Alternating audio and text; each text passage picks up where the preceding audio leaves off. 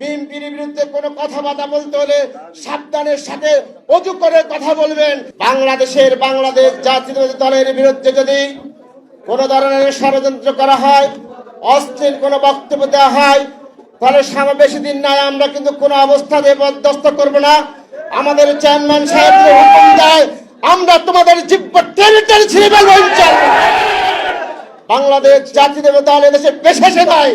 বাংলাদেশ জাতীয় দল দেশের মানুষের তো গণতন্ত্রের অতন্ত্র প্রহরী, গণতন্ত্রের অতন্ত্র প্রহরী হিসেবে কাজ করছে। দীর্ঘ 18টি বছর আমরা স্বৈরাচার শেখ হাসিনার বিরুদ্ধে সংগ্রাম করেছি। দরকার হলে আবার ওই সরমোনায় তোমার দাঁত দুইটা ভাঙছে আওয়ামী লীগে, প্রয়োজন যদি আমরা বাকিগুলো ভেঙে দেবো তোমাকে।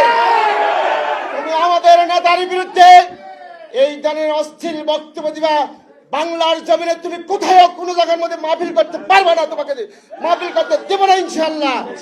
ভিক্ষা করে খাও, ভিক্ষা করে চলো। এত সম্পত্তির মালিক কোথায় থেকে হয়েছে? বাংলাদেশ জাতীয় উলামা দল তোমাদের বিরুদ্ধে দুদকে মামলা করবে, সেই সম্পত্তির হিসাব তোমাদেরকে দিতে হবে বাংলা জনগণের কাছে। এতে সকল দলের সকল নেতৃবৃন্দকে বলে দিচ্ছি, বিএনপির বিরুদ্ধে কোনো কথাবার্তা বলতে হলে সাবধানের সাথে অজু করে কথা বলবেন। অন্যথায় বাংলাদেশ জাতীয়তাবাদী দল, বিএনপির উলামা দল, স্বেচ্ছাসেবক দল, ছাত্র দল, যুব দল, আমরা কেউ বসে থাকবো না ইনশাআল্লাহ।